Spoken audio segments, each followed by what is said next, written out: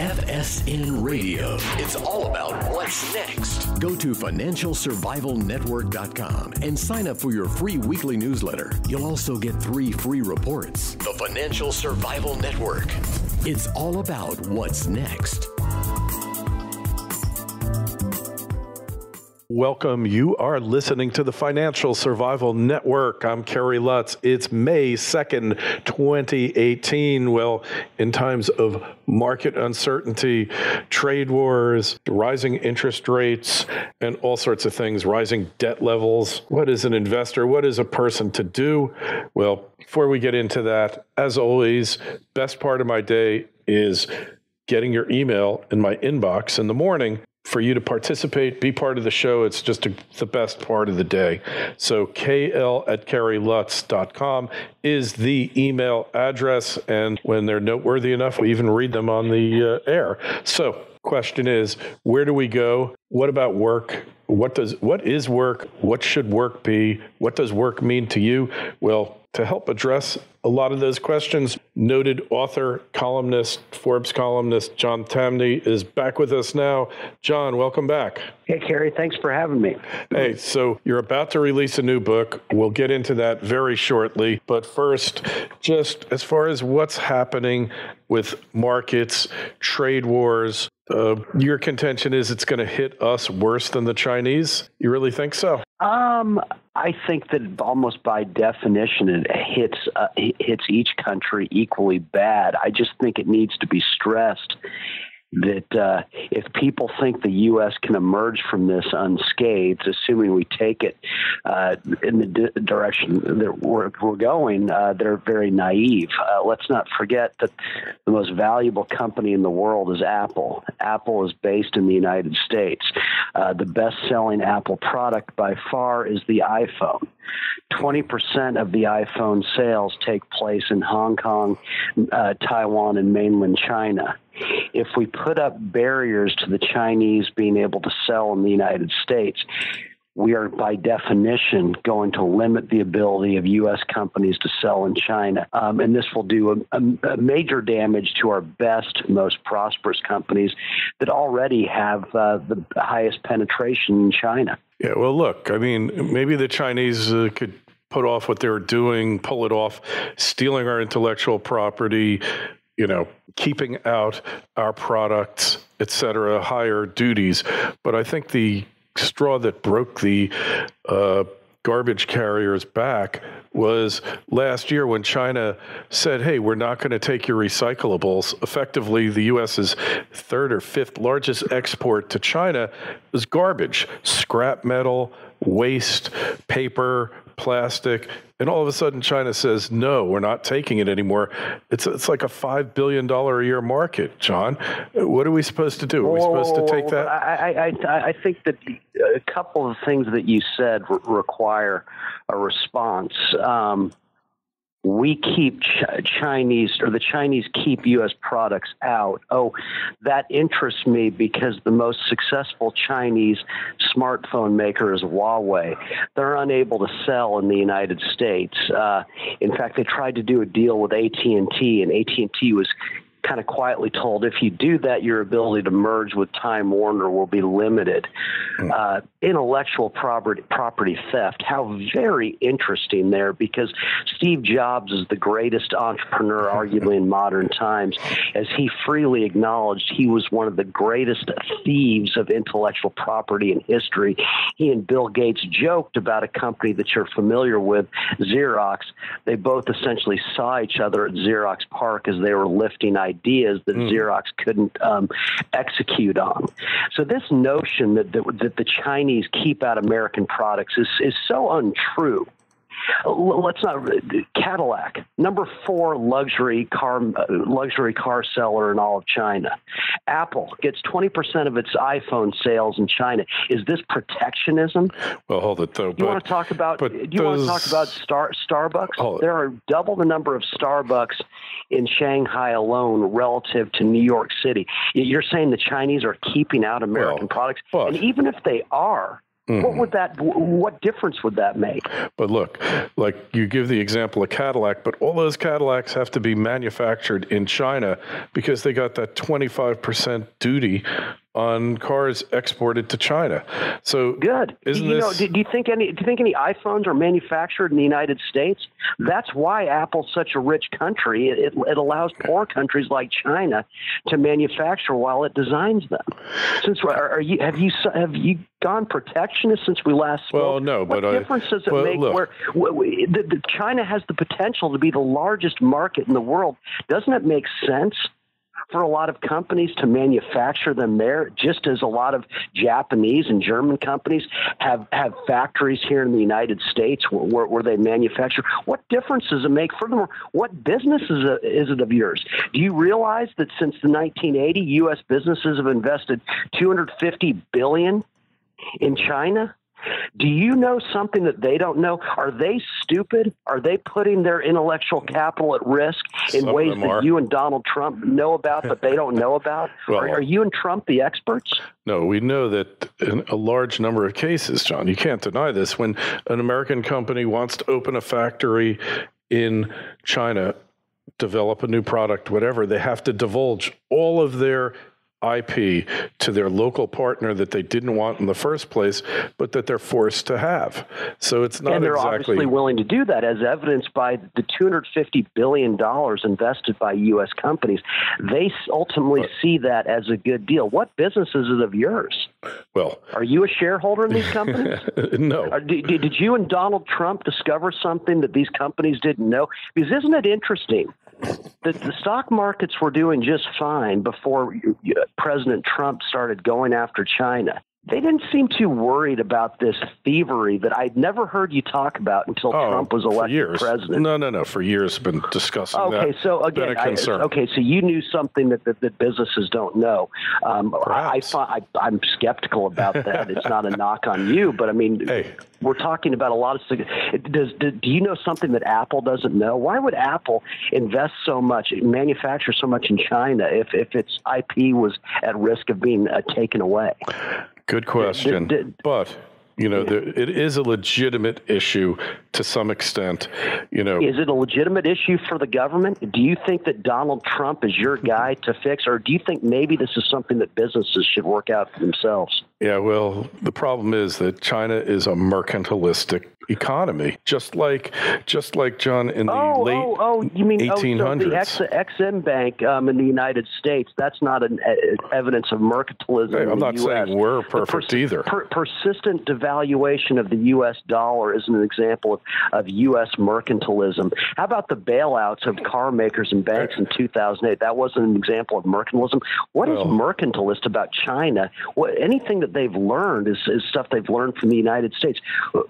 Furthermore, what difference does it make? If the Chinese want to subsidize our consumption, what businesses of that is that of yours? Well, the problem is when you build like an Oakland Bay Bridge and you import all your steel from China, and they arguably, there's no proof, I will admit it, but there's an argument to be made that they deliberately shipped substandard goods.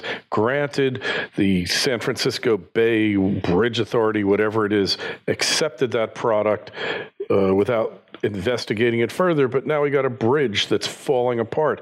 Is that an act of war? I don't think so. Why on earth would the Chinese want to harm what is their biggest market? Because do you really honestly think that the Chinese are trying, that in trading with us, in feverishly working to serve our needs, that's an act of war? I mean, is that a serious belief of yours? I think that, look, you could say it's a coincidence that the steel was just substandard and no big deal, or you could look at it and there's more nefarious motivations at work here. I have no proof. I just think it's an interesting coincidence. But you don't. Of course, you don't have any proof. But do you think, just as a reasonable human being, that the Chinese are this steel example that you don't have any proof on? I admit that's evidence that the Chinese are trying to war against us. That rather than trying to meet our needs, they want to weaken us. And please tell me how it weakens someone to have people who were once poor trying to get rich by serving their needs. Did you prefer the China in which the average annual income per capita was $175, or do you prefer the one of today? I'm just curious. Were they? I suppose in your mind they were less of an enemy when they were the poorest country on earth. You know, it's probably no difference, but you have to keep your friends close and your enemies closer. And, you know, you got to suspect everybody's motivation, but the fact is here. But why do you want to empower government to do that? I'm confused. I'm not a big government person, but government's primary responsibility protect us from enemies outside and within and without. Enemy combatants are the Chinese trying to invade us. The U.S. spends more than the next 8 countries combined on military. Is this an act of war when the Chinese are trying to meet our needs? I want to see where in the Constitution the government is empowered to go after countries. And remember, countries don't produce goods and services. People do. Of course. I want to meet this. I want to see where in the Constitution, can you point out where they say if people in countries are feverishly working to serve our needs and sometimes subsidizing our consumption, that this requires the federal government, the Trump administration, these geniuses about economics to get involved? Yeah, well, we know in government that the cure is often worse than the disease. And by definition, I'm not saying that this is the proper way to handle it, and I don't believe that there is ever going to be a trade war. But you know, it would be much better if all currencies floated freely and all goods and services floated freely. But we don't have a world where that happens. And unfortunately, you know and I know that anytime government intervenes, regardless of what the government, they're just going to make the situation worse. So really, the solution is an opening up all over rather than a closing off or attempted. And maybe that's Trump's end goal here. We don't really know. Well, wait, freely floating currencies, what does that have to do with this? I'm confused. It has a lot to do. I'm an Adam Smith kind of person. I think the sole use of money is to facilitate exchange. Yes. I think what the Chinese do is perfectly reasonable. The dollar is the world's currency. Why wouldn't you do as dozens of other countries do and peg your currency to the dollar to facilitate exchange? Do you view currencies as another act of war? What's your solution there? What are the Chinese doing that bothers you on the currency front? Oh, I think that the currency should float freely because that will, under the theory of fiat currencies, they were supposed to float freely against one another to some extent. And when there was too big an increase... So you think floating money is a good thing? I think floating rates, absolutely, because that's the market determining the worth of any particular currency. Okay, right? So you're not alone. A lot of people think that we shouldn't have a stable currency like we used to. I believe we should be backed by something so that we don't have to go through these machinations. Well, so if we're backed by something, it's not going to be a floating currency. That was the point of the gold standard, is that the dollar would have a consistent definition. Assuming the dollar were on the gold standard, do you think it's bad if the Chinese peg to the dollar so that they can be on a gold standard, or is that something that... Here's the problem. You and I are both students of money and economics. We're never going to see, at least probably in my lifetime... No, that's not the point. That's not the point. That wasn't the question I asked. Assuming, let's go back to 1971, would it be a bad thing if the Chinese pegged the dollar? Would you be okay then? Well, if it's backed by gold and really backed, an honest system, but that's just not, we never had it, we never will. Bretton Woods. It's not the Chinese fault that the U.S. have forfeited its leadership role in terms of currency. But what's bad about pegging your? I mean, again, the peg. Maybe you complain all the time about the dozens and dozens of countries around the world that peg their currencies to the euro or the dollar. Panama really upsets me. Panama, I stay up nights worrying about Panama's peg. No, it's just it creates dislocations, disruptions. So Panama doesn't bother you, and Ecuador doesn't bother you, but China. I don't because they're doing such a good job of meeting our needs. You think it's a problem, or? No, I think it's an issue because the system's flawed and they're really exploiting a wide open fault in a flawed system. Who's harmed by this exploitation? What do you think? Too many Chinese goods come into the United States? I think we are harmed by it because How? The U.S. How does it harm us? The U.S. being possessing the reserve currency, able to just pump out prodigious quantities, unbacked currency, and the world having to accept it enables really bad behavior to take place in our domestic economy. But you're changing the subject. No, but we were talking about China. But it's How also does it hurt the U.S. that the Chinese peg their currency to the dollar to facilitate more exchange with the American people? Well, because the rates effectively, and believe me, I'm not saying China's got a monopoly on this. It's a manipulated rate. It's not a result of the free market. Who manipulates the rate? Yeah, well, the Chinese by. No, they don't, because they're pegged to the dollar. Yeah, the Chinese have no monetary policy. Their currency is pegged to the dollar, as lots of currencies around the world are. Well, why are you blaming the Chinese? They did not invent this system. Hey, but they certainly mastered it and have exploited it. Anyway. What do you mean they've mastered it? They have no monetary policy. Well, Their they do have a monetary policy. The dollar. They exactly. are pegged to the dollar. Exactly, and their key policy is the U.S. Treasury's policy. And they have none of their own. They have a policy, which is to follow the dollar at all costs, whatever it takes. Which means keep that their monetary policy is the U.S. Treasury's policy. Effectively, yeah. Effectively, it is. But and dozens of countries around the world do this. Yet you have a problem with the Chinese.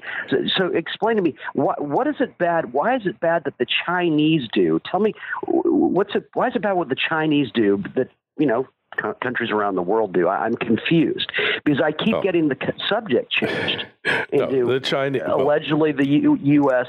No, they're manipulating. Because of this. They're manipulating our system against us, obviously, and they're perpetuating, the false currency.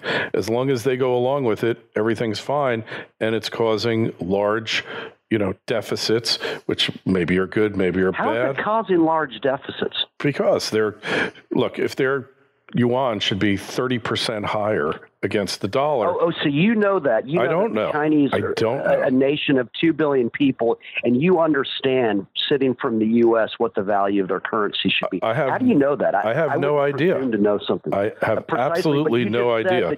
But I'm saying 30% higher. Nobody knows. I'm just saying hypothetically. 30% higher. John, hypothetically, if it's 30% higher, maybe it'll be 10% lower, but let the currencies float. What difference would it make? So if it's 30% higher, what does that change? If it's 30% higher, that means that iPhone just went up a lot in cost, and Apple has to effectively make decisions where they're going to manufacture it. Maybe it goes to Malaysia, maybe it goes to Vietnam. I don't know the answer, but I'm in favor of. What difference would that make? But look, I don't think that's true. But what difference would it make? Well, it makes a difference. How are the American people harmed? I'm hearing that they're harmed by this. Well, that Apple does, as lots of successful companies do. Nike designs more, manufactures more shoes in China. Do you have a problem with that too? Is that something that you'd like to, give Phil? I don't believe in micromanaging trade. Okay, I'm not in favor of tariffs. That's what you're saying. No, I'm not. What I'm saying is, you're saying that you know what the proper price of the currency is. I have no idea. I don't pretend to know that. All I say is the current monetary system was created with the expectation that currencies around the world would float freely against one another, and that would resolve trade issues and economic issues, both internal and external, but that system isn't functioning, and I'm not blaming the Chinese for it. Hey, look, they're entitled to take advantage, but John, what are they taking advantage of? I'm curious. Once again, who are they taking? How are the American people hurt by this? Well, by declining manufacturing jobs here, arguably. A lot of ways. Really? But hey, hold it. And so you think because the yuan, you presume because you know currencies that the yuan is artificially weak and that's enabling more Chinese exports to the United States? I would say I can't say for sure because like I said before, I don't know. Just like I don't know what the interest rate should be. How do you explain Japan? In 1971, a dollar bought 360 yen. By 1985, it bought 200 yen. Why did Japanese exports to the U.S. rise so much, even though the yen crushed the dollar? That kind of calls into question your theory, doesn't it? Well, it's a good question for which I don't know the answer to, but I'd rather see the rates float than have them fixed. Whether it's Panama or Costa Rica or any other country, better off to have them float to know what the true relative values are rather than to fix them, which eventually does cause dislocations and issues both for the U.S. and the country doing it, whether it is Panama. What are the issues? Well, so it was bad during the era when currencies had a stable value? I think that's preferable. I'd much rather see currencies have a stable value, but you can't have a stable value when they're all fiat-based currencies. Then it's strictly relative value to one another. Since they're fiat, you want even more chaos then? I want to see them float because when you it's just like when you fix the price of an apartment in New York City, John, and then you can't believe it when it's below the market value, and then you have a shortage, or when it's above the market value, and then you have a surplus. You can't understand that. It's the same thing with currencies. But look, we're here to talk about your book, The End of Work. Well, according to you, we're running out of jobs because the Chinese are somehow meeting when did our I needs. say that? I didn't say I'm that. A bit more. Well, come on. No, you claim that the yuan is undervalued, and that's just killing manufacturers. Potentially. Who cares that we've got the most valuable companies in the world precisely because we interact with the rest of the world? I guess you want more of a closed system. My book. You're putting words in my mouth. That free trade among people and not managed trade of the kind that you want just allows people to specialize. And when people specialize, their odds of doing work that's most commensurate with their skills rises.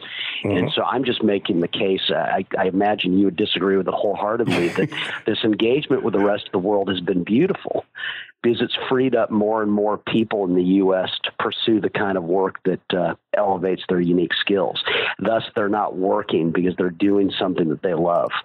Yeah, and then they're out there collecting food stamps and entitlements and putting pressure on that way. But look, I'm totally in favor. Oh, yeah, no, I know. Hold on. That's why the U.S. attracts the most investment in the world because, they're on food stamps. So, hey, well, record numbers, right? You can't deny it. Yeah, the country that has the 10 most valuable companies in the world that attracts more investment than any country in the world. According to you, all the workers are on food stamps, which is interesting because it raises the question, what must the rest of the world be doing since they're all so much poorer than we are? I mean, what kind of food stamps are since we're so poor? No, they don't have food stamps. But look at where those valuable companies come from, John. They come from San Francisco, and it's awash in homeless people, used hypodermic needles, and people nodding out on the subways and on the streets. Oh. But look, I'm all in favor. So if you were poor, would you go to Jackson, Mississippi, or San Francisco? I'm curious. Well, it would depend on who had the better welfare system, I guess. If I wasn't ready to work. Don't think that economic choice isn't made when they give people in Houston a bus ticket to go come to New York City or places where the welfare pastures are much greener. Yeah, well, no. Is that true or not? True or false? There's no doubt it happens, but you have to understand that poor people have always gone to the places where people are richest. It's the best place to be poor. There's a reason that the world's poorest risk their lives getting to the United States and don't risk their lives trying to get to Honduras. It's kind of basic. It's not about welfare. It's about that's where the opportunity is greatest. Now, do some people try to take advantage of this and just put their hands out? Of course they do. But I'm sorry that you have such a negative view of the United States. I just don't share it. I can't imagine being so lucky as to live in this country and to talk about it so negatively as you do. But we plainly don't agree. I think we've followed a lot of policies over the years that have tarnished the economic system, the political system, our right to speak out, all of that. Look, getting back to your book, hey, I'm one of those people who is pursuing a passion, talking to you now, doing Financial Survival Network that probably would be unavailable in most other countries in the world. So I'm not knocking the U.S. I'm not negative. I just want to see the country, be where it was, be the beacon of light again. You can't deny that these companies, these wonderful 10 largest companies, most of them being in internet and digital media, are at the very forefront, the vanguard of suppressing free speech. I wholly disagree. I work for a company called Freedom Works that without Facebook, it would be much more difficult for us to get our ideas of free markets out there. I don't understand where these ideas come from with you. And I will just add that these awful San Francisco companies that you can't stand have made it possible for you to do things like the Financial Survival Network. Absolutely. Hey, it's a mixed bag. This world that you imagine, this U.S. of the past that you think was so great. Not that it wasn't. It was always great. It's always been a beacon for people trying to better themselves, but I'm sure you want to put up barriers to them too. But to say that these San Francisco companies have gotten rich by suppressing people is just so divorced from reality, and I think that's true. How do people get rich in this country? They get rich by commoditizing, by democratizing access to things formerly unavailable. I remember this great country that from the past. I remember looking at someone in Beverly Hills in the 1980s who had a phone, a brick-sized phone, and I thought, my goodness, wow, this person must be a movie producer. Now you can walk into the poorest neighborhoods in the United States and you see people with phones that fit in a pocket that would have been supercomputers in the 1980s, calling in phones. But those are those San Francisco kind of Northern California companies that you say suppress speech and just kind of beat up on the little guy. Yeah, they got rich meeting the needs of the little guy. I agree where they came from. You agree. I agree where they came from, not where they're going. How awful they are. John, you can't they suppress speech. They do. You can't deny that YouTube has had a war on conservatives. I work for an entity that would have a much more difficult time getting its ideas out there without Facebook and Google and everything. You come up with all sorts of fallacies and ideas. No, this isn't a fallacy. Are true. This isn't a fallacy. They're manipulating the algorithms on Facebook, on Twitter, on Google to suppress thought and beliefs that they're not supportive of. Anyway, we've kind of reached there's your business opportunity. Isn't there? Let's set it up. But since especially since these guys are so corrupt and they're so manipulative, there's your opportunity to take. I've been Google thinking about it seriously. All these San Francisco companies and everything. So seriously, I'll say that I know a billionaire when you do it. Yeah, well, let's do it. So anyway, John, when's your book due out? It comes out on Monday. So fingers crossed. Very optimistic book titled "The End of Work," and that doesn't mean the end of jobs. It just means more and more people are being freed up in this growing economy to do what they love for a job. And when you do what you love, like the old cliche goes, you never work a day in your life. And that's kind of what it's about. So we got to run now. If we want to follow your work, we just go to Forbes.com. Is that the best place to track you down? You can go there. You can go there to Real Clear Markets is another option. So I'm all over the place. You can follow me on Twitter, but thank you very much for having me on. It's good to have these discussions. It's good to disagree. And disagree. This is how we learn. Disagree. Both of our arguments will be enhanced. Respectfully disagree. So this is good. Right? That's right. That is the difference between two people on the right having a disagreement. I am on the right for sure, but I'm more a libertarian. And two people. I'm starting to wonder. I'm a libertarian. You know I'm you're not a libertarian. Come on. I've been to Freedom Fest for 7 years. To step in and manage trade. No. Come on, that's not libertarian. You're putting words in my mouth. But seriously, when people libertarians disagree. It's a whole different thing than when lefties disagree, or a leftist disagrees with somebody on the right and it devolves into a shouting match. We both talked facts. And I think that was really a healthy exchange because, our core beliefs are very similar. Maybe we have different attitudes towards money and the government, but our actual core beliefs very close to one another.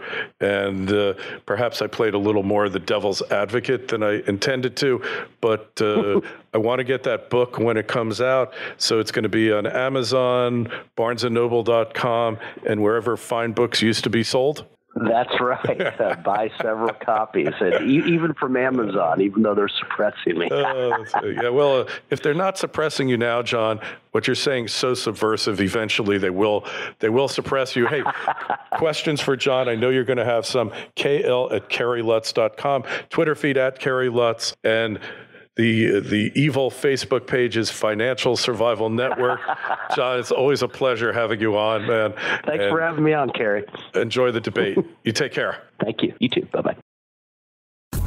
FSN Radio. It's all about what's next. Go to financialsurvivalnetwork.com and sign up for your free weekly newsletter. You'll also get 3 free reports. The Financial Survival Network. It's all about what's next.